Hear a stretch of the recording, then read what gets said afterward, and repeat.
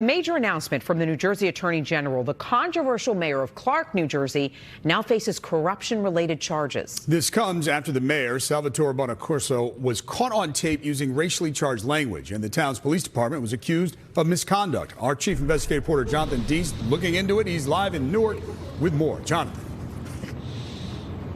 David, the state AG today ordering Clark, New Jersey's police department to implement some reforms. This after the mayor and a couple of police officials were caught on tape using ethnic slurs.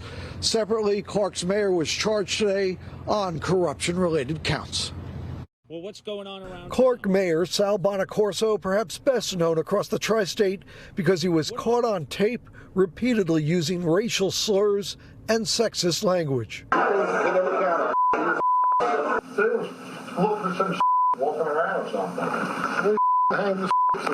Bonaccorso, a Republican, now charged criminally for allegedly using his town hall office to help run his private landscaping and oil tank removal business. He is charged with official misconduct, tampering with public records, forgery, and witness tampering, in part because the state attorney general says Bonaccorso did not have proper licensing to do oil tank removers and used town employees to do some of that work.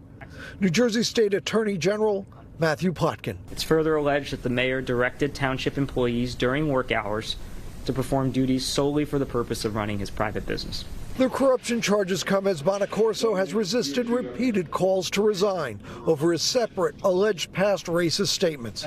He has served as mayor since 2000. After WNBC and NJ.com first aired the recordings, Bonaccorso did issue an apology.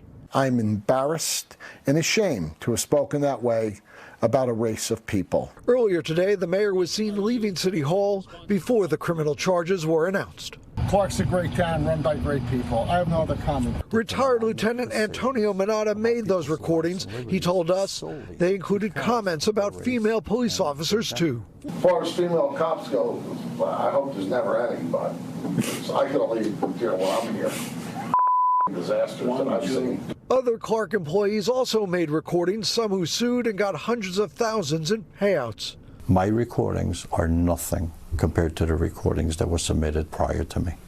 The state AG's office issued its long-awaited report on how the town, its police department, and later county prosecutors handled what they called credible allegations of misconduct inside Clark's police department. The state AG called for the former chief and an internal affairs sergeant to be fired.